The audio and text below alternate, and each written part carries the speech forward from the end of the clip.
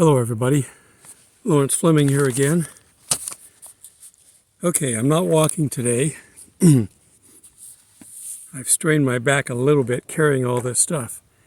You know, when you have to carry a full-size refrigerator inside your tent and a microwave with a hooded oven and, big iron skillet. Anyhow, I don't have that much, but I have a lot of stuff. It takes me 2 days to get everything into my tent because I don't do it all at once. I take what I need, and then every time I come out, I grab something to come back to the car or I take something back to the tent. I conserve my energy. Okay, well, we kind of talked about Revelation and what's kind of going on right now. So today we're going to talk about the Antichrist. And of course, he's the clone of Jesus. He's the son of Satan. God has one, so Satan has to have one too. He hasn't a creative thought in his mind, he can only copy. And he's late.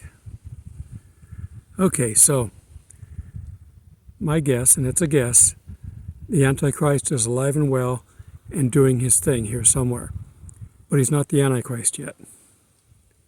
The same as Hitler carried out his daily chores and became familiar with everybody. He didn't rise to power until he was indwelled by the spirit of Satan.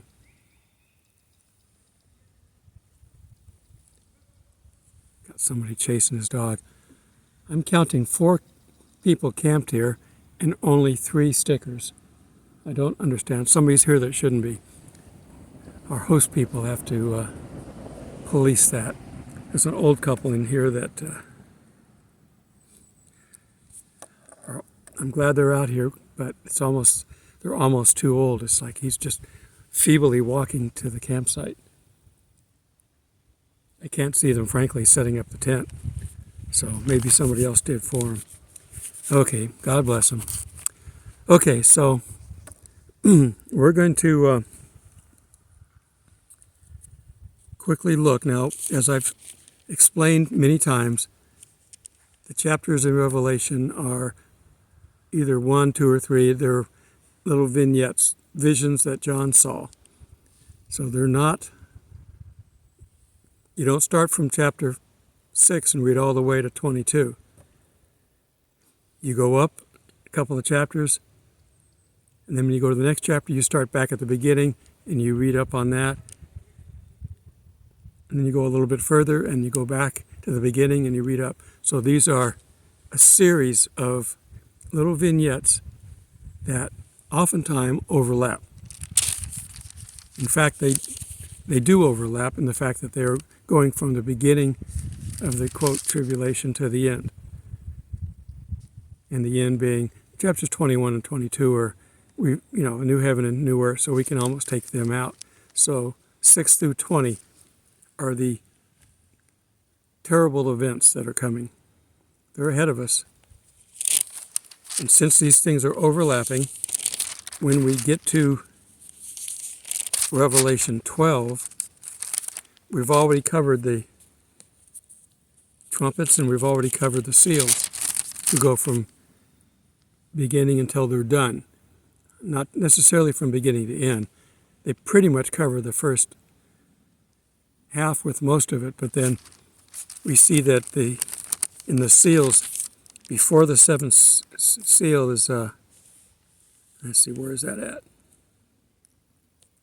You got the 144,000, and then we see where, these people in heaven, who are these arrayed with white robes? And this is in 7:13. And I said to him, "Sir, you know." And so he said to me, "These are the ones who have come through the Great Tribulation." The Great Tribulation is the second half of the tribulation. So it's after the abomination and desolation. It's the wrath of God. So chapter 6 and 7 cover the seals and go all the way through. The 7th seal, because as I mentioned before, they don't do a good job with chapters, especially prophecy. The 7th seal is in chapter 8, because they didn't added to chapter 7. And the first trumpet is also in chapter 8, right after the seventh seal. So it's not linear, people. It should be self-contained. Okay, so we got the trumpets. Now what we're going to look at is we're going to turn to Revelation 12 quickly. And again, this is starting at the beginning, working till the end. Now the beginning, if we say this correctly, if the Revelation 12 sign is the beginning of the tribulation, then we're in it. And that's 5 years ago, which means we've got 2 years left. I don't see how that works out. So that's it's confusing. But we have had the Revelation 12 sign, September 17th. When was that? 5 years ago? No, September 15th, 2017. I get those dates mixed up. But anyhow, it's already come and gone. Could that be the start of some of these events? It starts at the beginning and then it goes to the end. In Revelation 12 is self-contained, another vignette. It's possible. It's something interesting to think about. So we have the woman clothed in 12:1, in the sun, the moon, and under her feet, and then the garland of 12 stars, and the child she cried out and labored in pain to give birth. And another sign appeared in heaven. Behold, a great fiery red dragon, 7 heads and 10 horns, 7 diadems on his heads. His tail drew 1/3 of the stars of heaven and threw them to earth. Now you know that's 7 and 10, 7 heads and 10 horns. We get to see that again in a little bit, so remember that. Okay, we're going to jump over to, and as we read through this, and the dragon stood before the woman who was ready to give birth to devour her child as soon as it was born. She bore a male child who was to rule all nations, that's us, the church, with the rod of iron, ruling with Jesus during the millennium. Then the woman, and her child was caught up, and that's the word harpazo, which gets translated into Latin as rapturo and retranslated to rapture. So there is a rapture message right there in Revelation 12. Okay, and then we get Satan's thrown out of heaven coming up after that. And then we go into chapter 13. Now when the dragon saw that he had been cast to the earth, as we saw mentioned in 12, he persecuted the woman who gave birth to the male child. But the woman was given 2 wings of a great eagle, that she might fly into the wilderness to her place, where she was nurtured for a time, and half a time. Sound familiar? So the serpent spewed out his water like a flood out of his mouth after the woman, that he might cause her to be carried away by the flood. But the earth helped the woman. The earth opened up its mouth and swallowed up the water which the dragon had spewed out of his mouth. And the dragon was enraged with the woman, and he went to make war with the rest of her offspring, who keep the commandments of God and have the testimony of Jesus Christ. Those are Christians. Her offspring can be Jews and Christians. We're adopted.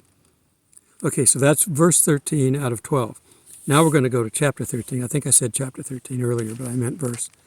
Now we're at chapter 13. Then I stood on the sand of the sea, and I saw the beast rising up out of the sea. The sea is basically mankind. So he's coming out of mankind. This is already after we're raptured. No, don't fall for that. We don't know yet, because this is, again, chapter 12 is self-contained. 13 is self-contained. Okay, I'm not going to give you a date. And people that have been predicting dates, God love them for their work to try to figure that out, but it was futile from the beginning. Okay. Don't criticize them. They had the power and the guts to sit down for hours and hours to come up with those conclusions. How many of you are doing that? Okay.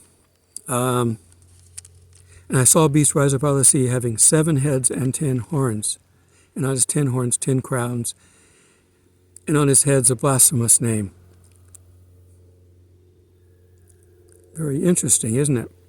Now the beast which I saw was like a leopard. His feet were like a bear. His mouth was like a lion, and a dragon gave his power to his throne and his authority. And I saw one of the heads that had been mortally wounded and was deadly, and the deadly wound healed. And all the world marveled and followed the beast. So they worshiped the dragon, whose authority has been given to the beast, and they worshiped the beast, saying, "Who is like the beast? Who is able to make war with him?" Okay. 7 heads, 10 horns. 7 heads, that's what the harlot has. The beast has 10 horns. You put them together, and you have the Antichrist riding on the beast. And they have the power of Satan to do what they're going to do. And he was given a mouth speaking great things and blasphemies, and was given authority to continue for 42 months.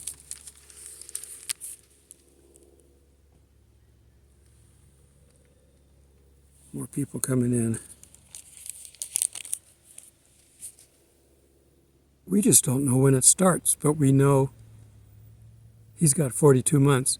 However, later on it says that if God didn't shorten the days, no one would live, so we're not sure if that's affecting him too.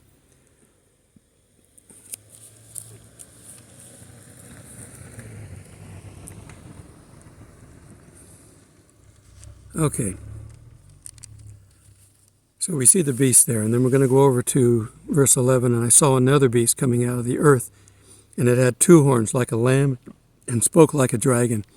And he exercised all the authority of the first beast in his presence, and causes the earth and those who dwell in it to worship the first beast. That's your false prophet. So the scene's being set for these bad guys right here in 13. We have the harlot, the Antichrist, and the false prophet, all mentioned here in 13. There are those that have calculated some of these dates out, and I'll let you deal with them. We're not going to be here for the Antichrist, so it doesn't really matter. Not for Christians, but the rest of the world needs to be aware of it. So we need to make sure they're aware of it. But we can see, we've seen the Revelation 12 sign. Why are we not in the tribulation? Maybe we are. This harlot stuff, we don't have we have the 70th day of Daniel, it's 7 years. Now what's called the tribulation time frame is not really defined. Man has gone and associated the 70th week of Daniel, week of Daniel, with the tribulation, with the horrors starting at the beginning, and they don't. Now, the seals and the trumpets start early, but the seals go to the end. The 7th seal is when they witness those that have survived the tribulation time frame. Now, when is that? Do we have the tribulation defined wrong? See where I'm getting at? Trying to predict these things, you need a prophet. And God has made it very, very clear by not defining this stuff that he doesn't want us to know. That's why we have to be ready. We have to be on our toes at all times. We don't know when he's coming back. We know at the very beginning with the Revelation 12 sign and Satan coming after. We know it's Satan in the Revelation 12 sign. Because if you look at verse 12:11, and a war broke out in heaven, and Michael and his angels fought with the dragon, and the dragon and his angels fought, and they did not prevail, nor was a place found for them in heaven any longer. So the great dragon was cast out, the serpent of old called the devil and Satan, and deceives the world. He was cast to earth, and his angels were cast out too. So, is it possible that Satan is already down here on earth? It's going to happen in our time frame. Now, we're still here, so I don't think so. but I'm just asking questions for people to think a little bit. Now, we saw where the rapture was before that. And since we're in chapter 12, the individual vignettes are linear. They're just vignettes, and then you go to the next vignette, which is self-contained but linear. So they're linear within themselves. So we have the Revelation 12 sign. We have Satan coming to earth with his angels to look for us. Then there's the war in heaven. Well, we're raptured. Then there's the war in heaven, and then he's cast out. That's chapter 12. So where in the time frame are we? He can give power to the Antichrist from heaven or from earth. He's powerful. But where are we? We don't know. But before Satan gets thrown out of heaven, we have to get raptured. Does that mean we're going to go up there and help kick Satan out? I'll put like 50 angels in front of me and I'll yell at them, "Get out of here." We don't know. It would be interesting. Maybe we just got to go pray. And then we use the power of prayer to kick him out, and he can't stand it. Get all the church up in heaven praying that Satan is cast out.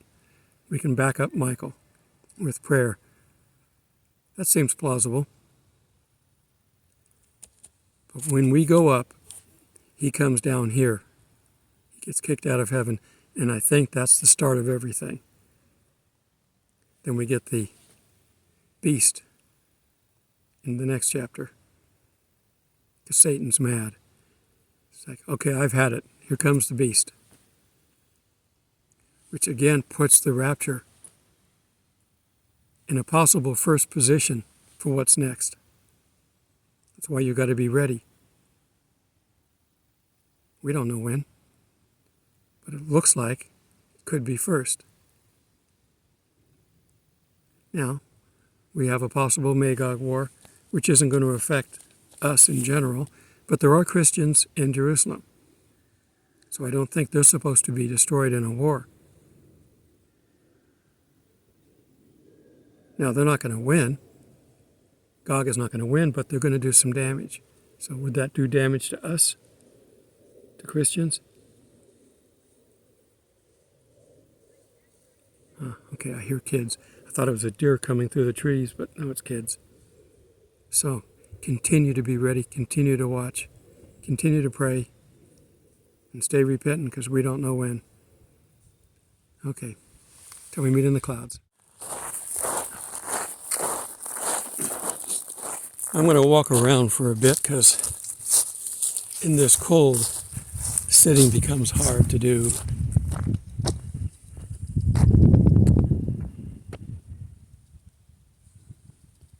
There's a couple of people down there and I don't understand because there's no stickers. And they're still open. This is our comfort station. There's men and women's restrooms, showers, and a laundry, which I've got to do as soon as I figure out where I put my laundry detergent. They're Tide Pods. I just don't know. I left them in the bag. I didn't put them in the bucket where I normally carry them. And then I threw the bucket out, so it was easier to pack. It was very easy to put my Tide Pods in something, but I can't figure out what.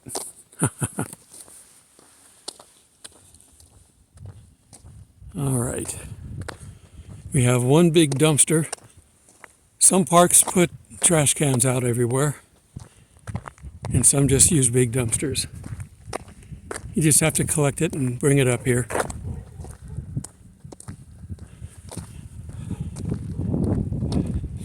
I'm probably not going to see any deer because I think it's maybe 4 o'clock. I'm just going to walk around for a bit and then head on up to the visitor center and see if I can buy me some soap. And I'll keep looking. Problem is I'm not 100% sure I have it. With the possibility of my son coming out and joining me, pray for that. I need to make sure that I can keep him in the, there we are, got a shadow. Still got the same selfie stick. I can't find another one.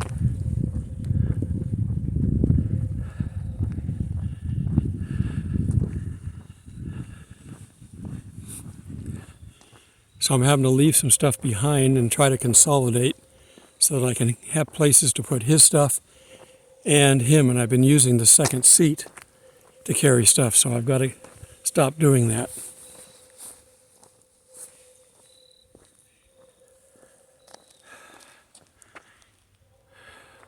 Ah, there we go. An armadillo.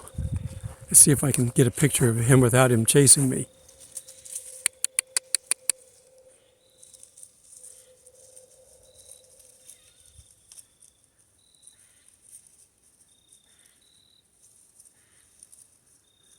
Looking for grubs and things that burrow in the dirt.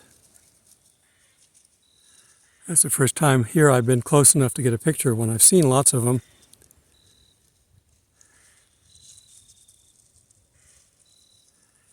I can hear them at night burrowing around my tent.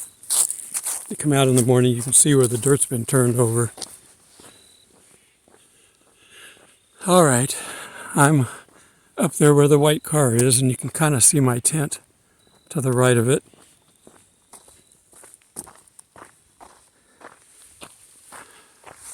I'm heading right for the car because I'm going to drive up and get this stuff taken care of so I can do my laundry. Do laundry once a week. Okay, blessings. Don't forget to like and subscribe to my channel. I keep forgetting to double up on the text with my voice too. Like and subscribe. Click the bell icon and you'll be notified when I release a new video. Okay, blessings.